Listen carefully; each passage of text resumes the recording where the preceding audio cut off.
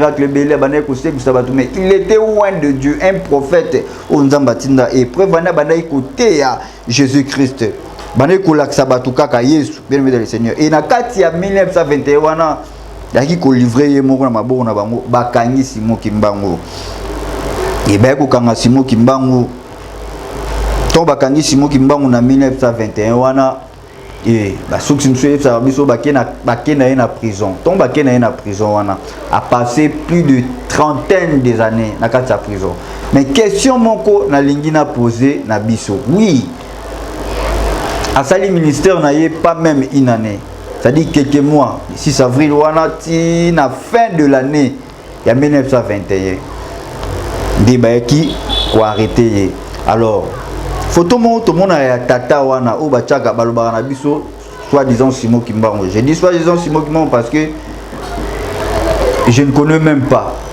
et oh biso tout le monde qui yango tozolo ba tout le monde qui Simon Kimbangu oh il y a jeune abani ministère na l'âge où Jésus bana qui nango il y a 30 ans ala ki okangama alors balobia passé qui trentaine d'années na prison mais lorsque babane ko lukaba bomaye wana selon source ya recherche ba komana ba Google ainsi de suite balobi que babana ekoluka babomaye et ton baluka babomaye ba kocha même na kati ya tono ba mona elikolo ya maya bimi azotambola et que bakoluka babomaye ba moni ye kuna bimi azotambola alors moi je me demande wapi bazwaki photo wana ya papa wana to mona soki ya 54 soki ya 64 wana ya 64 ans soki 60 combien des années wana bazwaki photo wana wapi parce qu'il était na kati ya prison alors naza vraiment na été alors tango mutazo buka lokuta wana ezozala mingi pour l'intérêt na ye ezozala pour l'intérêt ya nzambete tout ça là beaucoup attention na yebi que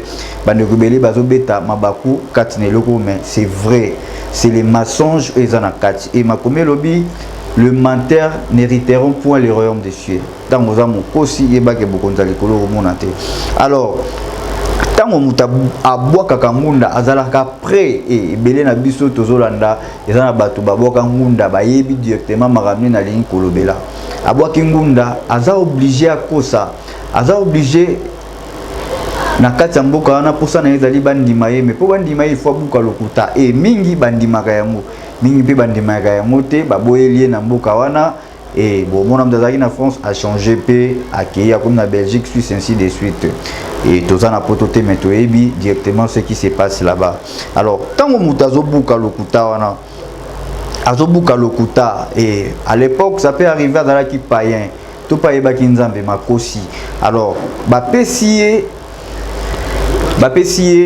place ya kofanda ba pesier bilé ya kolia ba pesier ndaku ba pesier place ya kolala bien aimé a vu possession na kati ya mabele wana mboka physiquement pas spirituellement parce que le côté za na kati nini osala ke ndeko wana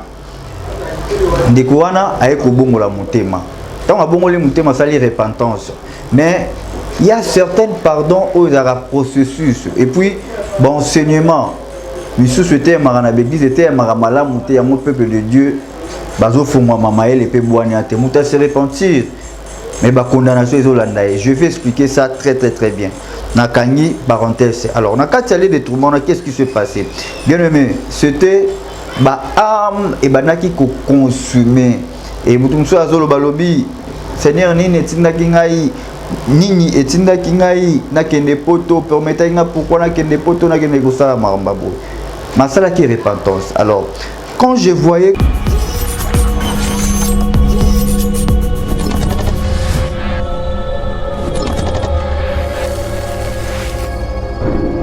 voilà, shalom peuple de Dieu et merci beaucoup na peuple de Dieu nyonso boza liboso ya itandoike boza na biso en tout cas kolo apambola yo surtout yo mtozo libaku ya kotika nyonso mais oza kolanda nini nzamba lobaka à travers ma serviteur na ye kolo apambola surtout pour la disponibilité kolo amesana na kopambola pour la fidélité à travers cette chaîne et HP Media. Oui, c'est toujours votre humble, votre frère, votre ami, votre ndeko, Brice, garçon sympa. Je suis là toujours pour vous et merci beaucoup.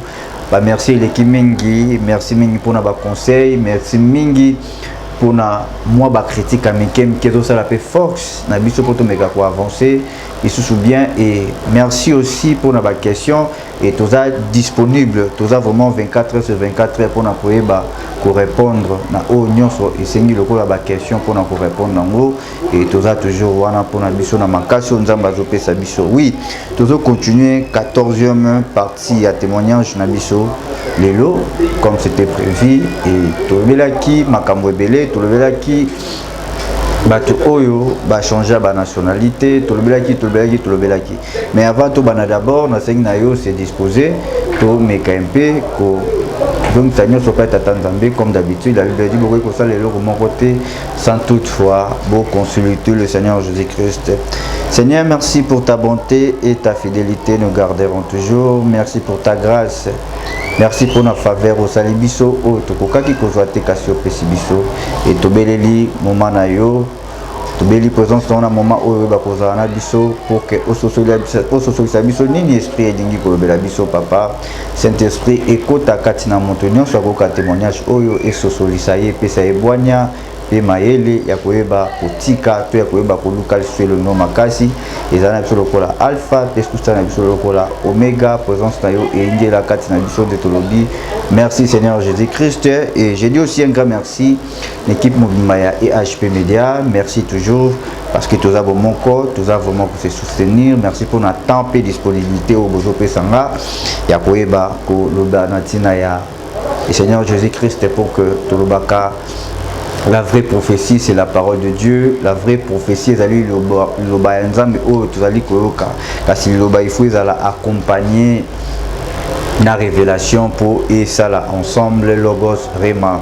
Merci beaucoup Nalobaki pour nos questions, merci pour nos commentaires et kitoko, merci pour la motivation surtout et puis merci pour nos prières, merci pour notre soutien spirituellement et physiquement où vous allez soutenir votre frère Brice Carton sympa et tous en toujours pour s'embêter la paix pour nous bien ensemble car c'est l'amour au Christ la biso. Aimez-vous les uns et les autres. Vous pour vous allez bailler colis vraiment un grand merci. Alors témoignage Jésus continuer malgré tout commis kende vers pembeni ya kosilisa na soukate parce que yeso azara na soukate azara na finte.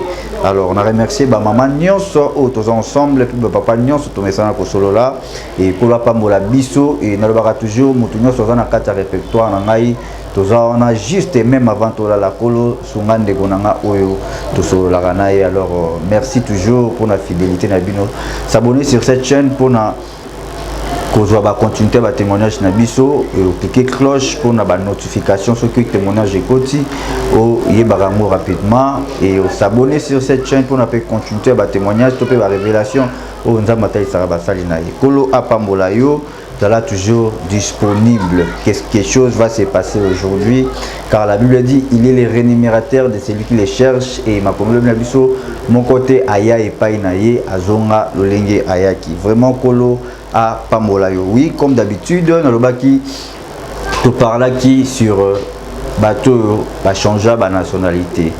Bon, il mérite que ça moi boulot ya kemuke d'autres personnes va bien qui contre mais plusieurs personnes va qui pour alors alors lorsque Nzamba Lobi il a dit dans sa parole que ba brebis ba koye ba mungongo ya berger na bango lorsque Nzamba Lobi ozongo en considération le tchango na misala délivrance na yo yango wana to éviter ba débat na makambo Nzambe et o to monite to koloba te to zoloba o to moni kolo a meskana ko pambola yo to lobaki la révélation est à moi mingi pe kola total ça tozo biso sezo le kananenge ya ba témoignage et na fin juste il y a 8e mois awa to lobela début ya mois il y a 9e mois parce que mois de septembre mobimba chiffre 9 il faut total ça vous a dit chiffre où ils a réutilisé dans le monde satanique makasi chiffre 9 ba utilisera mon makasi ko le ba chiffre nyonso et puis chiffre 9 dans le monde positif dans le monde na biso ya ba chrétien to spiritualité à Tanzambie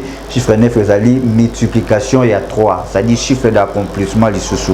Alors to kolobe la révélation na ko taisa biso pour que mutu nyonso amilingela na mois de septembre et ce qui diable alinga cha mitambu na e akokate parce que balobi peuple sans révélation et peuple mort kola pambola yo et to lobela ki makambo ebele awa lelo to lobaki to lobela les prophètes Simon Kimbangu oyo toyeba ezana batu moins confusion et puis to relax la différence photo naie oyo to mesana ko utiliser biso batamokili. Là je parle en général biso batamokili mais biso tozolo ba toujours to monaki te toko lobate vraiment kolo amesana na kopambola yo et Yamboto banda to banda liboso na quelques liens de tourment et puis to mélanger en a partie où il y a parvis de l'Éternel. Alors pour la question il va se poser la question non les frères après ça koufa bon non. Moi je dis toujours je te pas mort. Il n'a koufa quitté et nazala kipé na lola te me jeté dans les parvis du Seigneur, ça dit place nzamba atali sakabatu le merveille de la loi makambo ya sala yo bomba o mokile bora romonate. Je dis un grand merci Nabino Sobozolanda. Alors, tu continues. Toi qui commence lié des tourments sous qui juste pour nos frères et nos sœurs parce que tous as toujours na kati lié des tourments ba komaki na kati ville ya règlement des comptes tu on a baki toujours parler ba lié des tourments pour nos chrétiens. Alors, d'autres cités chambres oyo bato bané ko souffrir zaki sous ba chrétien mais ba chrétien on ezaki bato babongola mitema bato basala ki repentance sincère bato babané ko croire kati na bango ke nzamba zana biso mais eloko nini bemaki bato na kati ali de tourment bien aimé ezalaki bato babwaka ngunda tongai to lobelango avant la masturbation mais nzamba ta biso cœur to lobela avortement pe masturbation bongo to meka ko continuer nango. Alors lieu de tourment ya bato babwaka ngunda bien aimé. Lorsque mutu kendaka kobwaka ngunda alongwe par exemple na Congo accueilli par exemple na Belgique et po afanda na kati ya mboka to po bayamba e sengeli na ye abuka lokuta c'est-à-dire akufa et ebele kati na biso babuka balokuta baboma même ba parents na bango c'est-à-dire papa na ngakufa maman na ngakufa et bazoluka baboma ngai mboka na ngezo souffrir ainsi de suite. Alors tango mutazo buka lokuta wana ezozala mingi pour l'intérêt na ye ezozala pour l'intérêt ya nzambete tout ça là beaucoup attention na yebi que bande rebelle bazo beta mabaku kati ne loko mais c'est vrai c'est les mensonges ezana kati et makomé lobi le menteur n'hériteront point le royaume des cieux tango za mokosi yeba ke bokonza likolo monate. Alors tango muta abwaka kangunda azalaka prêt et belé na biso tozolanda ezana bato babwaka ngunda bayebi directement makamne na ligne kolobela abwaki ngunda aza obligé akosa aza obligé na kati ya mboka wana posa na ezali bandima ye mais po bandima ye faut buka lokuta et mingi bandimaka yango mingi pe bandimaka yango te baboyelie na mboka wana. Et bon, mon homme d'Azaki en France a changé, a accueilli comme la Belgique, Suisse, ainsi de suite. Et tout ça n'a pas tout mais directement ce qui se passe là-bas. Alors, tant que Moutazo Bouka Lokuta, Azobuka Lokuta, et à l'époque, ça peut arriver à Zalaki païen, tout païen Bakinzambe, Makosi. Alors, Bapessier, place ya Kofanda, Bapessier Bilé à Golia, Bapessier Ndaku, Bapessier place à Golala, bien aimé. A vu possession na kati ya mabele wana mboka physiquement pas spirituellement parce que le côté za na kati nini osala ke ndeko wana aye ko bongola motema tant abongoli motema sali repentance mais il y a certains pardons aux processus et puis bon enseignement monsieur souhaitait marana l'église était maramala monter ya mon peuple de Dieu bazo fungwa mama ele pe boani ate muta se repentir. Mais la condamnation est hollandaise. Je vais expliquer ça très bien.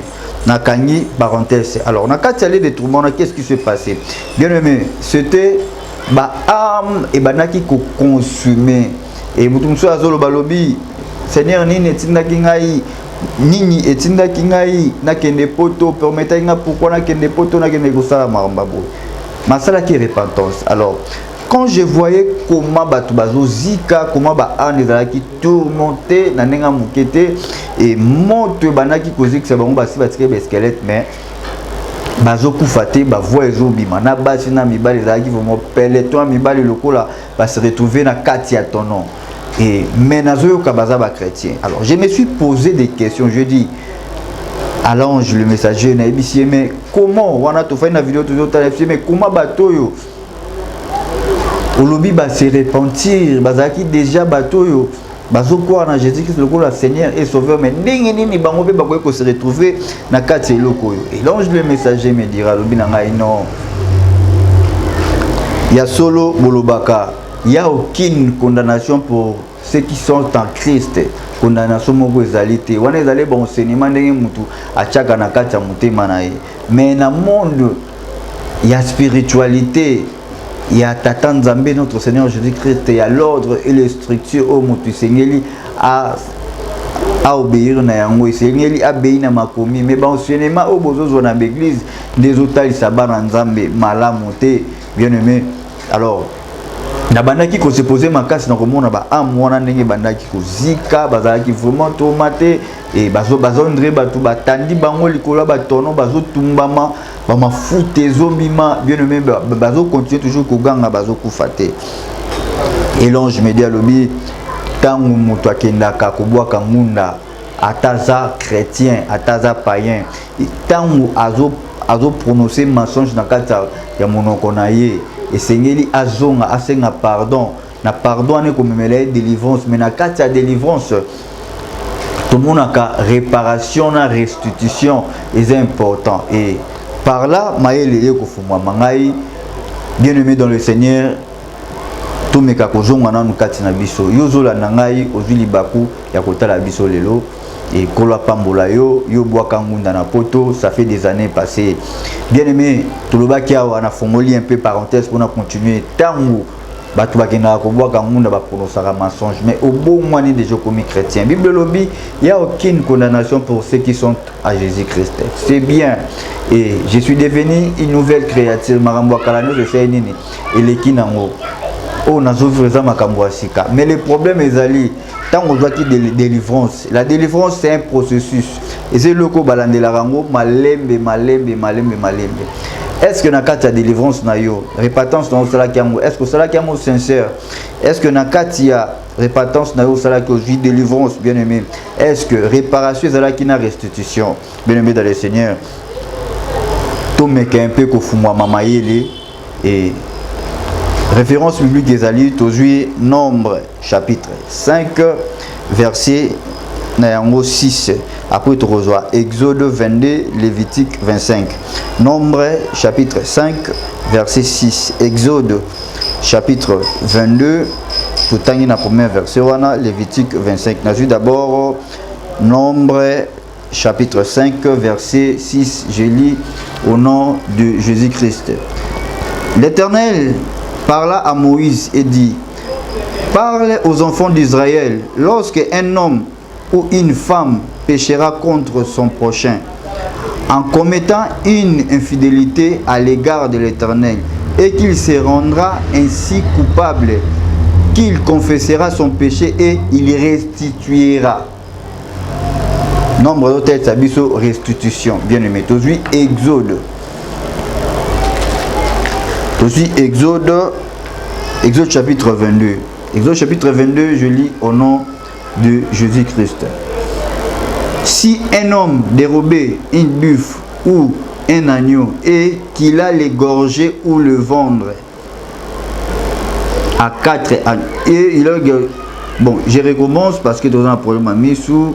Si un homme dérobe un buffle ou un agneau et qu'il l'égorge ou le vendre, il restituera 5 buffles pour les buffles et 4 agneaux pour l'agneau. Alors, ce qui est assez wana au bazolo l'agneau sur makamboya restitution. Alors, et le konini okoki ko sala siko bien aimé dans le Seigneur. Na kati ya tourment ona izaki na bato yo tolobi bazalaki ba chrétien. Babandaki ko souffrir makasi. Et tant bazo souffrir makasi wana tourment legaki tellement. Mais bazo rappeler Nzambe. Vraiment na tikaki nyonso na mokili pour que na salela yo. Ngana kenda ba jeune.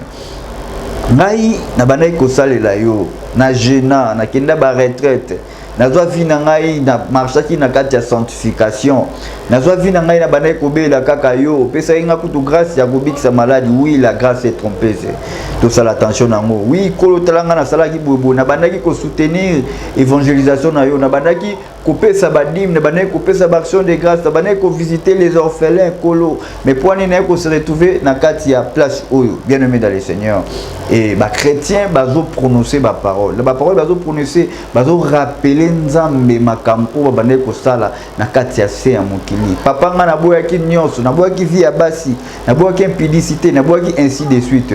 Mais répatance na bango bien-aimé dans voilà donc peu importe makambo yo mutu abanayi ko rappeler nzambe bien-aimé ngana sala ki boye pona yo ngana soutenir ki musala na yo ngai na banayi ko pesa action de grâce ngai na banayi ko visiter ba orphelin pe ba veuve papa ngambongo na ngana chaki ona kati ya musala na yo na sala ki ya bolamu kati ya na évangélisation na yo na sala ki mais pourquoi na ko se retrouver na kati ya place yo papa pona ni osalinga bien-aimé, ba âme et banaki ko supplier, il banaki ko béler la Jésus-Christ de Nazareth.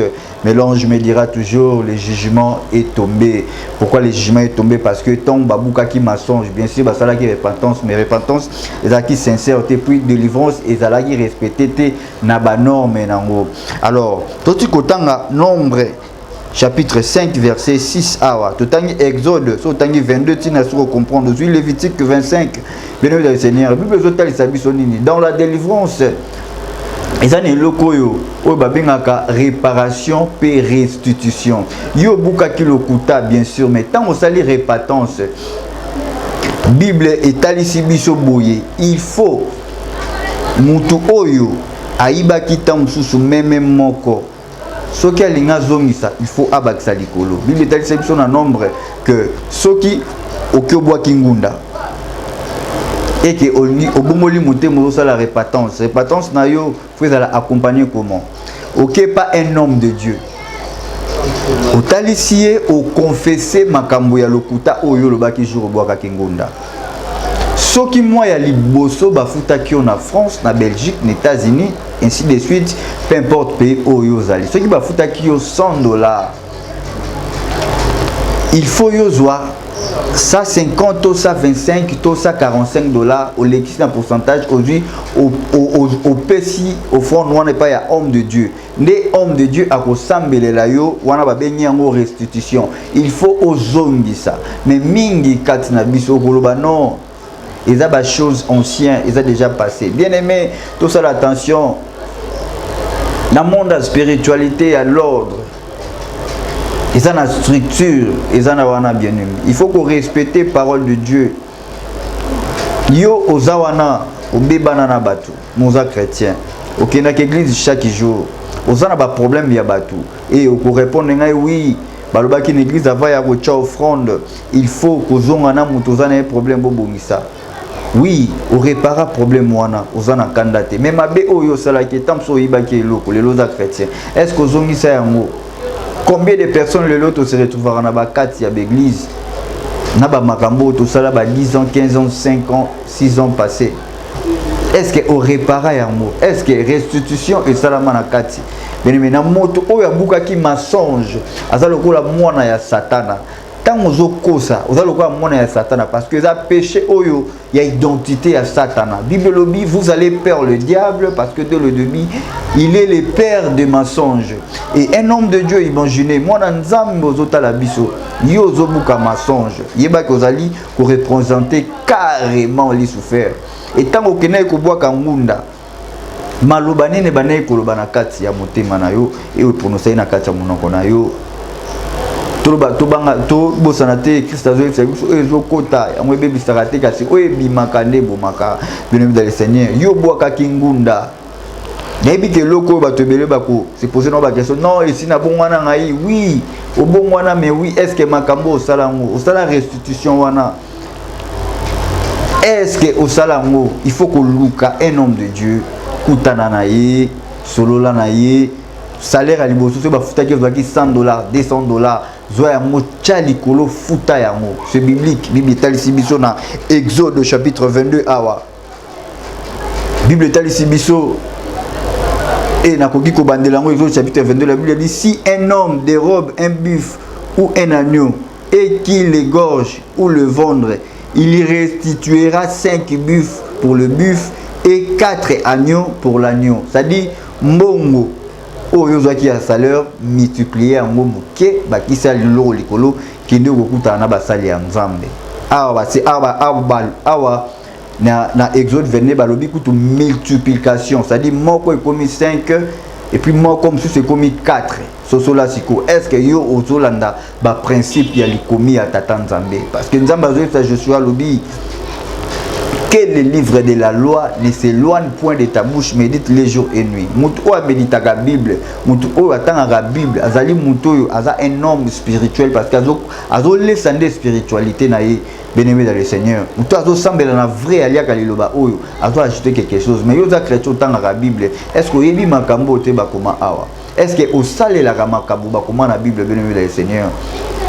Alors ezalaki mawa pe pasi kota la ba chrétien oyo ba sacrifier qui vit na bango parce qui vit na bango ba bondela kiango nzambe mais éternité na bango et qui koleka na place ya pasi, bien aimé le Seigneur. Alors à quoi sert ya ko perdre éternité na yo ogani nyonso na kata mokili ebele bozolanda biso na ngonga oyo za ebele bandima même aboma mama na yeto tata na ye na maloba na kokosa azwa place ya kolala na kati ya mboka wana azwa mukanda ya kufana oui bokolo ba frère pour ceux qui ezalaki yo bokai kosala oui quand j'étais païen mais pas maintenant, bien-aimé dans le Seigneur, parce que à quoi sert ya ko perdre éternité na yo pour gagner au nyonso ezana kati ya samabele. Moi je dis ce n'est pas encore trop tard parce que tout ce qui est impossible à l'homme est possible à Seigneur Jésus-Christ, à notre Seigneur Jésus-Christ. Car la Bible dit, car quiconque invoquera le nom du Seigneur Jésus-Christ sera sauvé. Aux chrétiens, aux Hollandais, oui, c'est bien, bien-aimé dans le Seigneur. Mais meka un peu qu'on revoir, qu'on canisse à makam, oyo kosa na baneleka. Au sala 20 ans, au sala 25 ans, 30 ans, 40 ainsi de suite. Au sala 10 ans, 5 ans. Au yebitan au bois kengunda, qu'est-ce qui s'est passé? Au bout le kuta mensonge. Vous allez représentant immédiatement il y a Satan, il y a diable, car il est le père des mensonges. Vous devez reconnaître les bons. Azali mokosi. Alors tant que vous pratiquez ba arme naie, voilà pourquoi ba conséquence il y a problème sur ça dans le local parce que ozo benga naie moi qui des até pour moko ya ba arme naie zakati na yo. Oza moto lo kuta ozo vivre na kati ya hypocrisie. Bat bazo mono ozali chrétien mais en soi na kati na yo oza nani bien-aimé. Oza loup. Et tout me kako zonga kati na biso me kako raisonner ba ne le kaki tango boaka ngunda lokutani no bukaki bien-aimé e ba amwana bandaki ko rappeler nzambe makambo ba na ko sala et acte wana oyo sala wana yeba que peu importe chrétien oyo zali betali biso la grâce et trompeuse au moment où mutazo sambela batu oui eza pour intérêt tata nzamba zana besoin batu babika ozang eza ngolu kati na yo apesi yo bien-aimé mais où passera éternité? Où passera ça, bien-aimé le Seigneur? C'est le temps, tu vas racheter les temps car les jours sont mauvais, bien-aimé. Et tout le bas qui les lots, toko simba lisou papa Simon Kimbangu na kangi parenthèse wana, mais on a vu sur les 7 jours et comme d'habitude toujours mais ça na koloba, sozana papa na yo, ndé balobaka père en foi, père Timothée na apôtre Paul. Et là, ce n'est pas un problème. Zonga, kende katinaye, yebisaye, que papa, tale loko bona, yoka kinde bonanga, lobela qui a rappelé, qui biso, parce que toujours ça, ils a rappellé. Il faut que zonga, nasi amakula, nzambo, sali repentant sincère, au confesser. Proverbe 28, 13, 28, 13. Proverbe bilobi, c'est lui qui cache ses transgressions ne prospère point, mais c'est lui qui les avoue et les délaisse obtient miséricorde. Référence wana ezo zonga raka kapona kote ya rabiso. Bien-aimé dans le Seigneur, zonga na makolo ya nzambe, confesser puis au réparer, au restituer. Et pour ça là vraiment malamu mingi kasi pona ba o bazana besoin lisungi ya basala nzambe ezape malamu. On va prier tu bandeni nzamba ko orienter biso to pesa ope na mutu ya bien pour eba ko prier pona yo. Et laissez-moi vous dire que na assuré na biso que jusqu'à maintenant il y a encore des hommes de Dieu au babumba melibalte nga moko naza témoin ya ba papa oyo tozana ba mokolo amesana vraiment na kopambula yo mais mutu aza mutu. Alors le vrai père spirituel c'est le Seigneur Jésus-Christ. Zala na communion à bien le kola David abengama que l'homme c'est l'homme au cœur mais batazo mo David impudique kola pambula yo et tolobelaki tobeli sous le lot Et lorsque nous étions dans les parvis de l'Éternel, on a vu Papa Alain Molote, Tolobelaki, Tomonaki, Papa Nabiso, Jean-Jacques Vernard, Tolobelaki, et on a vu aussi Simon Kimbangu et Neto Prometaki, Toroeba Kolobelaepe, na journée à l'élo. Et les prophètes Simon Kimbangu, Tomonaki, ils mangent vraiment les Kimbangistes, bon, mais Kakolimbi Sangai, ceux qui n'azolo Bamabe, mais ce que moi je sais, je parle seulement la vérité. Et je dis toujours la vérité, c'est que oh, Bisotomoni, c'est ça. Et le Simon Kimbangu a commencé le ministère à l'âge de 30 ans. Alors, c'est jeune, il y a Simon Kimbangu a bandi ministère à l'âge de 30 ans. Et Charlie Kanga a balancé l'Arabie, il mange la photo il y a 30 ans. Parce qu'il y a des photos à papa Simon Kimbangu et Tambolaka. Moko, ils allaient à papa, Oyo, à ça. C'est déjà dans l'âge, papa Mokolo. Mais Moko, tu as une photo à jeune. Mais photo, ils ont confirmé Simon Kimbangu, pour ce que je vis, ils mangent la jeunesse il y a 30 ans. Abani ministère, on a le Jésus-Christ à l'âge il y a 30 ans. Et pour tout qui est dans le Mbangoute, ceux qui toquent dans la recherche, tu remontes que Bateau Bakoma Bakoyeb Sabiso, Simon Kimbangu né le 12 septembre 1887 à Kamba, dans la République démocratique du Congo. Et Kimbangu alanda kimoko ya ba formation na 1915 une formation en catéchisme et se fait baptiser en tant que catholique en 1915 wana ba baptisa ki lokola catholico et avec baptême na ya catholico et aye kobala mama Mwilu to yebi biso nyonso histoire et couple wana botaki bana misa tout et mona liboso ezalaki Charles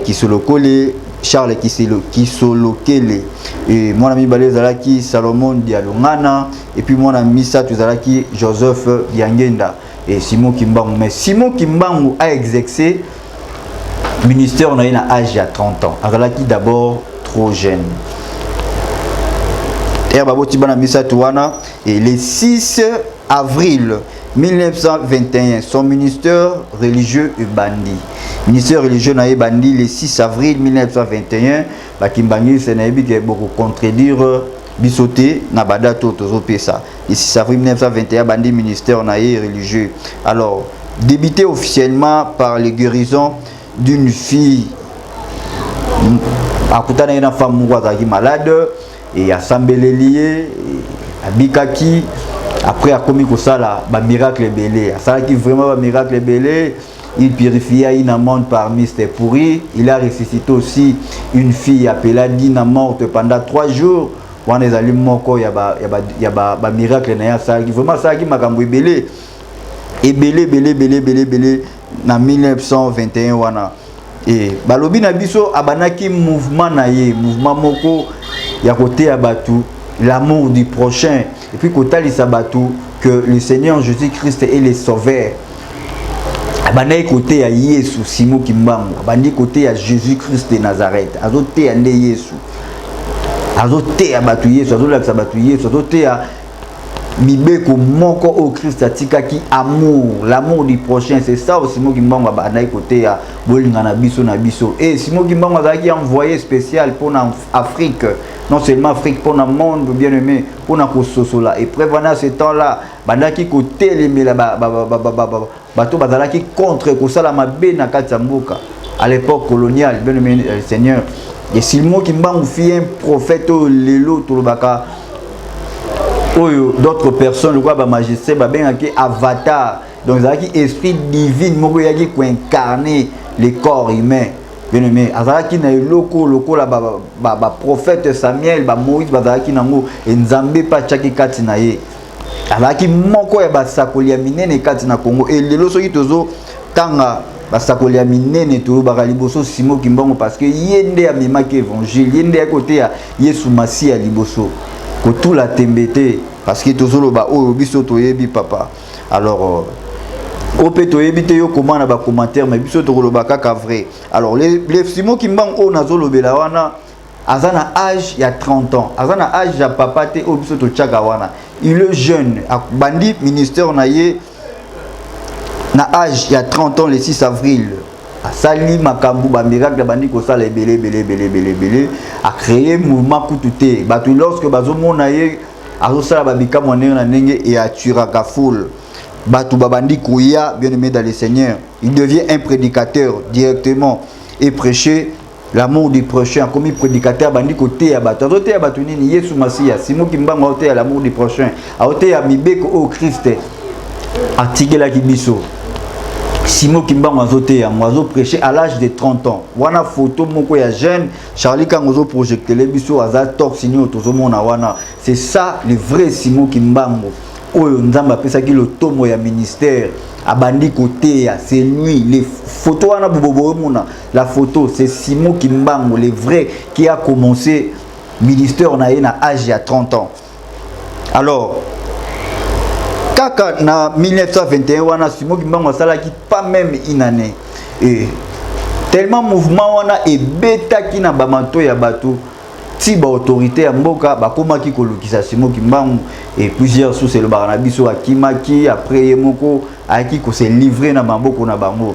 Donc c'était donc catastrophique. Alors bato sous babane ko mona ngo étrange parce que azaki prophètement pas liboso briller makasi bongo na kati Afrique bien aimé bandaki ko sala ba miracle belé bandaki ko se kusaba tout mais il était loin de Dieu, un prophète au nzamba tinda et preuve wana bandaki ko teya Jésus-Christ. Bandaki ko laksa batu kaka Yesu bien aimé dans le Seigneur. Et na kati ya 1921 wana yaki ko livrer ye moko na maboko na bango bakangi Simon Kimbangu. Et ba ko kanga Simon Kimbangu. Ton bakangi Simon Kimbangu na 1921 wana et ba soki msuye ça biso bakena na prison. Ton bakena na prison wana a passé plus de trentaine des années na kati ya prison. Mais question moko na lingi na poser na biso. Oui. A sali ministère na ye pas même une année. C'est-à-dire quelques mois, 6 avril, wana ti na fin de l'année, il y a 1921. Débat qui ko arrêté. Alors, photo mo tout monde a tata wana o ba tchaka balobara na biso soit disant Simon Kimbangu. Je dis soit disant Simon Kimbangu parce que je ne connais même pas. Et oh biso to mona ki yango tozolo ba to mona ki Simon Kimbangu oh ya jeune abani ministère na l'âge où Jésus banaki nango ya 30 ans. Alors, balobia passaki trentaine d'années na prison. Mais lorsque babane koluka ba bomaye, wana selon source ya recherche ba kuma na ba Google ainsi de suite. Balobi que babane koluka ba bomaye. Et ton boluka ba bomaye ba rocha même na kati ya tono ba mona elikolo ya maya bimi azotambola. Et que ba koluka ba bomaye ba monie ye kuna bimi azotambola. Alors moi je me demande wapi bazwaki photo wana ya papa wana to mona soki ya 54 soki ya 64 wana ya 64 ans soki 60 combien des années wana bazwaki photo wana wapi parce que il était na kati ya prison.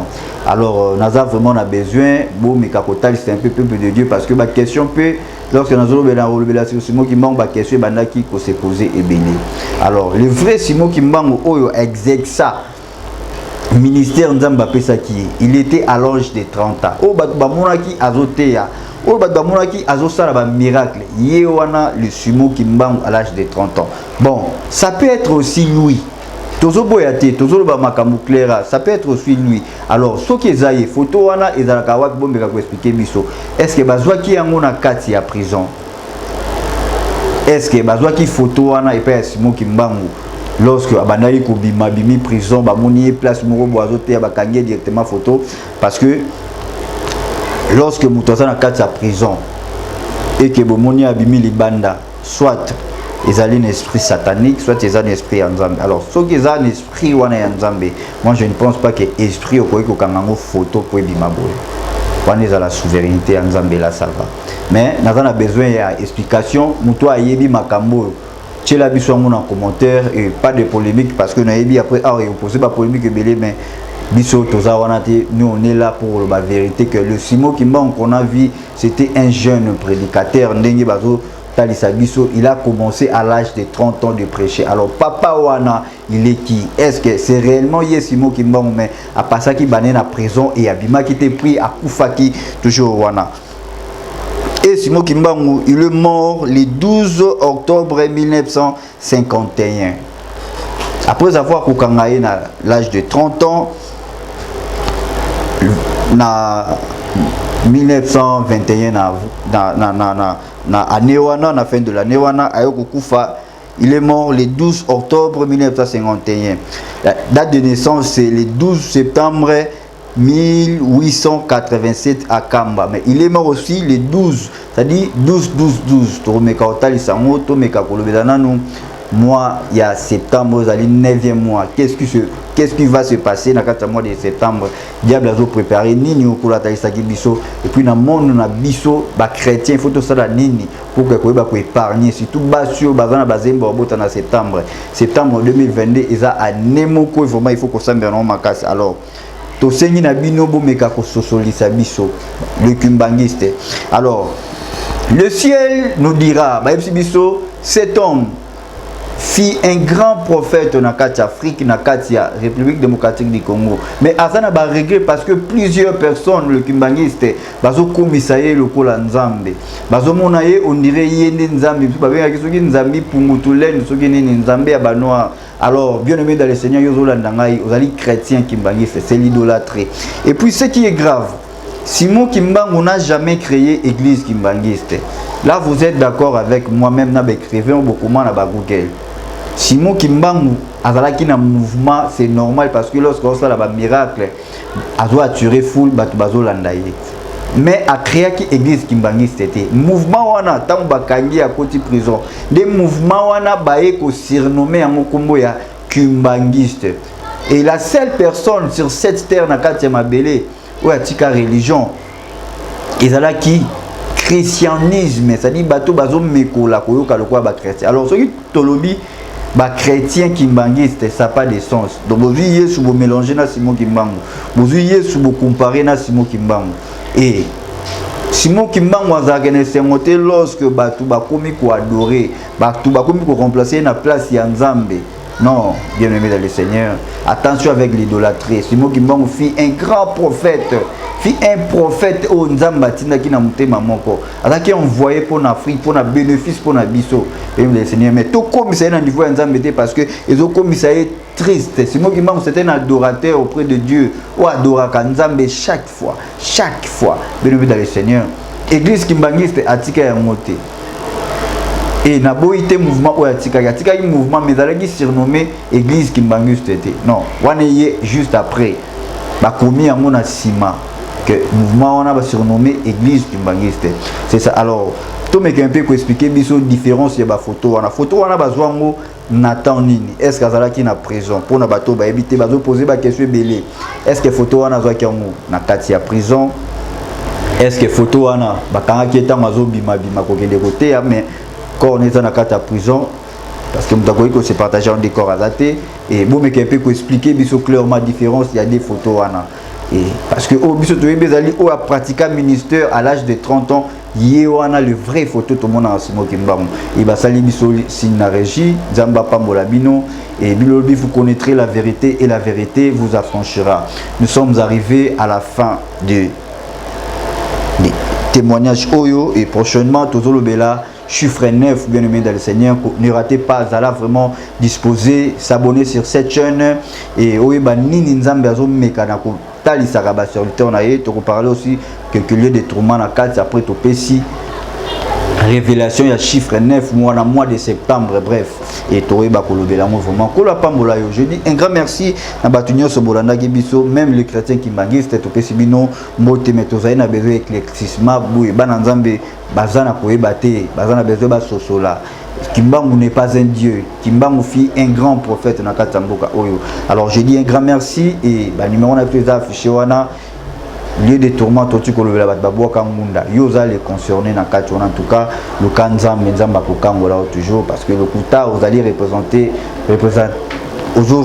directement Satan bien aimé. Un grand merci na équipe Mwimbaya et HP Media n'ayez besoin de continuer à soutenir biso et un grand merci na ba maman na biso nyonso boleke belé et bambote na bino kolo apambola bino nzambe apesa bino eloko nyonso besoin na pour ça et ba nyonso bazola na biso ba papa ba frère ba sœur en tout cas kolo apambola biso nous sommes toujours de cœur avec vous si un problème tozona ona kosungana kolo apambola biso Seigneur merci parce que zakina biso lokola alpha pour komisi biso na suka lokola omega na 14e partie na biso oyo si parce que zakina biso lokola ba Alpha et puis Saint-Esprit qui na biso longo papa merci pour l'assistance na yo tika été au nyonso aoki message o ekotaka tina ye. La Bible dit c'est le souffle de tout puissant qui donne l'intelligence et la sagesse azwa bwanya pe maele ya koyeba koluka yo papa assister moko na moko et yo lobi moko ta yake pa na ngai azonga lolenga yaki tolingi to mona kembo na pe loboko na yo na kati na biso et ndeto bondel bongo. Merci Seigneur Jésus-Christ. Alors ce qui est soisonité toko yeba na ko continuer toujours na ba partie na biso to lobe la 15e partie sur révélation on nzamba ta ici biso na kati ya témoignage et d'aller sur mois de septembre chiffre 9 9e mois bien aimé et le connu quoi na 9e mois où aussi nga tout épargner toujours la semaine prochaine samedi à semaine prochaine bien aimé zala scotché branché et qui cloche na weba notification pour y ba kasoki témoignage ekoti oyo karango mbala moko directement et puis s'abonner sur cette chaîne pour la continuité il y a ba témoignage et puis il y a des missions on va continuer à révéler ba salina et que Dieu vous bénisse. Nous sommes arrivés à la fin. Je dis un grand merci à vous tous de nous avoir suivis et ce qui est soisonité de continuité et nyon sototiki na maboko nae. Bye bye, à la prochaine.